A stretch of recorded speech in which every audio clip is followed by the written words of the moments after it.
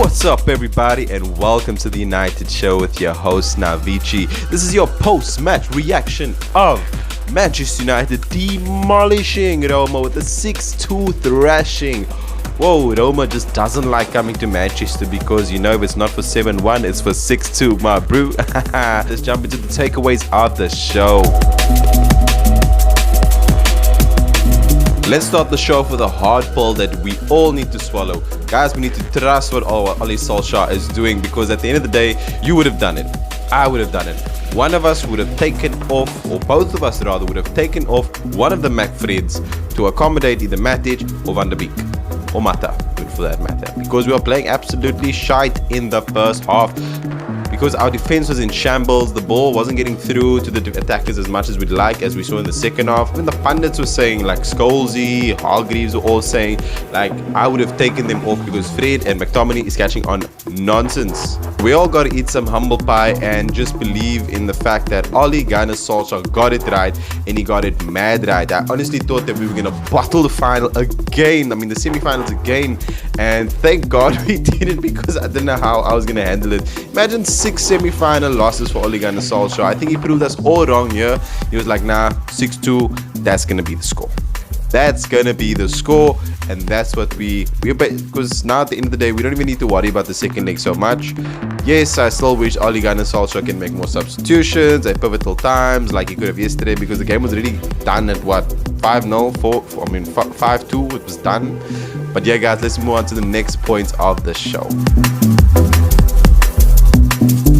Give it to Edin Cavani, passing the ball so he can score all the goals. Edinson Cavani, guys, our number 7 has been on a hot streak as of late. When he's not injured, damn, Edinson Cavani is a great striker. He's proving to us that if the ball doesn't come to the front, then how are we going to score goals? How are we going to score goals? Because when the chances are given to him by Pogba, by Fernndez, as well as Luke Shaw for that matter, Edinson Cavani puts the ball at the back of the net with his head, with his feet, whatever it is, he will put the ball at the back of the net. So I don't know the stat on this, but in my last 2 videos ago against Burnley, if I'm not mistaken, I believe it was 10 goals in all competitions. I think now it's about like 12 or 13. It'll be great if we can keep him for another season, because there's just something about Edinson Cavani that just makes me like want to watch him, man. Especially when he scouts out the people around him.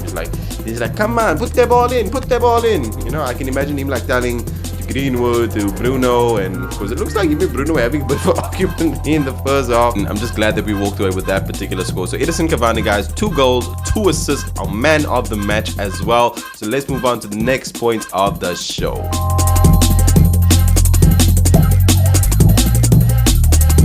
Bruno Fernandes silences the haters. Shh.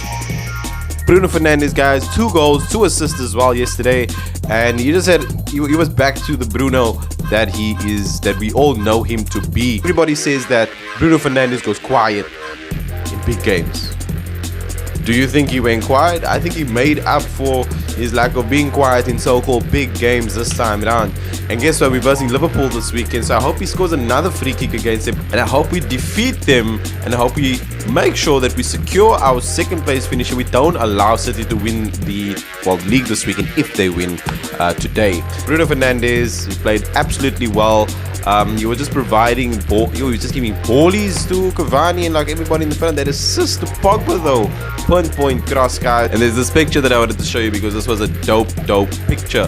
It was just him and somebody, I think there's a picture that I wanted to show you guys because some fans created or rendered some art of basically him as the cover person for FIFA 22.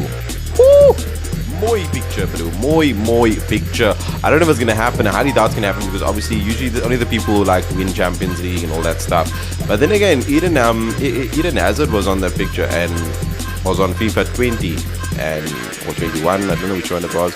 But yeah, he was there and he didn't like win anything prolific that time. I think he just bagged himself with the big move to Real Madrid. So who knows, guys? Maybe Bruno Fernandes will be our cover star of FIFA 22. But yeah, guys, that was Bruno Fernandes. 2 goals, 2 assists.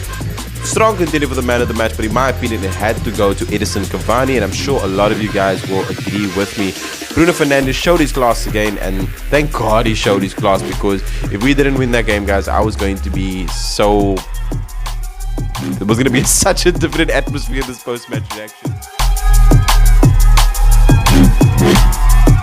Hey you, yes you, do not forget to subscribe to the channel and smash the notification bell so that I can plug you and hit you up every time that I make an upload, which is about 1 to 2 times a week.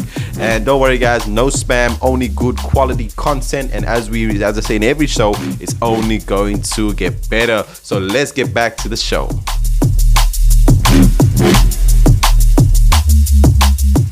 The Paul Pogba Poisa performance. Now, Poisa means fasting, right? That's where we refer to it here in Cape Town. So the reason I say this is because obviously Paul Pogba fasted for the entire game yesterday, and he only broke his fast towards the end of the game, if I'm not mistaken, and he pulled out that performance like that. Hey my guys, though, like yes, he only registered 1 goal yesterday, no assist though, but the amount of key passes and the key dribbles that he made in that game, crazy my guy, crazy. He was like, when Paul Pogba was in the midfield, you just have to sit back and you have to like just watch him do his thing.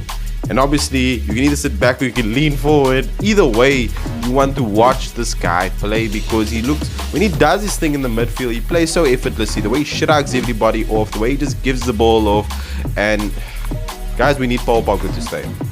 It seems like he's not going to sign a new contract, and it sounds like he might run his contract down. But you know what? If Edinson Cavani stays and Pogba stays for next season, which I'm hoping that they both will do, and we manage to get a centre back, maybe not so much centre back, but if we get a centre back, a CDM, and a right winger, my guys, I'm talking Champions League semi-finals or even finals for that matter. We'll be a lethal team. So Paul Pogba needs to stay so that we can get together a champion or a Champions League side worthy of the name, because I firmly believe, guys, that we are Champions League ready. And if you don't know, if we actually just won Başakşehir, if we didn't get dumped out of the UEFA Champions League, I am a firm believer to say that we would have been in the semi-finals. That's how I feel. But just unfortunate, because I mean we showed Leipzig, we showed Paris that we can, but it was just our lack of mentality that let us down ultimately, and that's just what it is, and we gotta live with that. But yeah, Paul Pogba had an amazing game last night, or the previous night, and I'm so glad that he looks like he's enjoying himself more and more in every single game, and his consistency at the moment is crazy.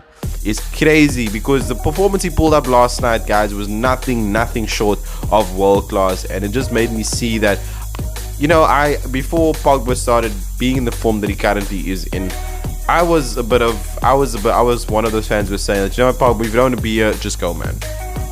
Like, I respect you as a player, but just go, man. I don't know if it's you, I don't know if it's your agent, because when you speak during post-match or pre-match conferences, you sound like the most amazing guy ever. You sound so cool, man. You just, like, I can understand why everybody in the dressing room loves you. But when I hear what your agent says, and quite frankly, okay, I've never had an agent in my life ever, but I would imagine that if my agent said something like that, and I'd just be like, bro, like, what are you saying, man? What are you saying, man? But anyways, guys, let's move on to the next point of the show.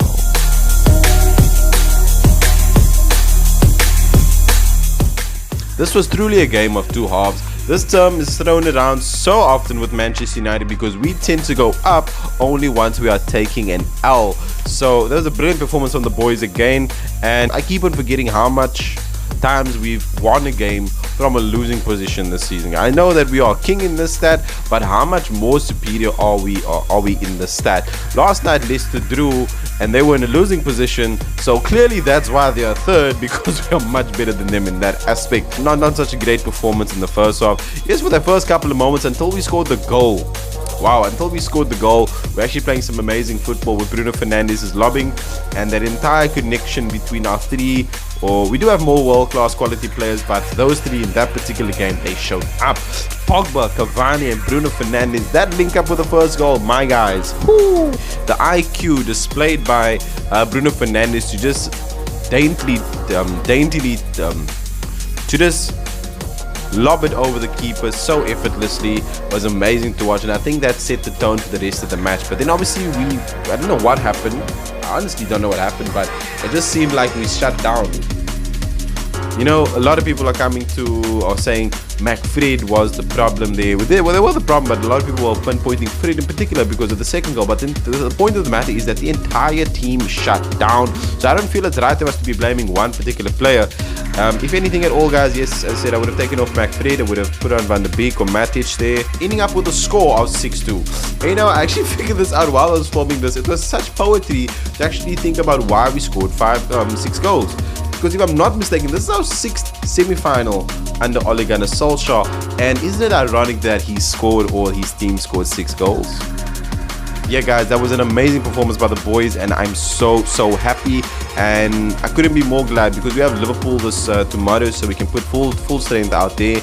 And then, no disrespect to Roma, but the game is done. The game is done unless some catastrophic failure or strikes Manchester United in that game. I highly doubt that we are ever going to lose, because 6-2, that already sounds like an aggregate score, but that's what we got in the first leg. So let's move on to the next point of the show.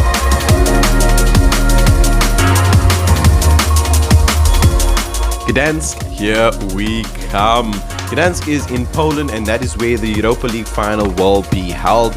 I think it's safe to say, guys, that we are in the final. I mean, the score that we already put down in the first leg is already an aggregate score as it is. So I don't think at all that we are going to suffer a catastrophic loss to AS Roma, because PSG holds that title, and funny enough, Unai Emery is in this very same tournament. But yeah, guys, tell me who you would like to verse in the final. Is it Arsenal, or would you like to verse Villarreal? Arsenal, Villarreal. Pop your comment below so that A for Arsenal, B for Villarreal.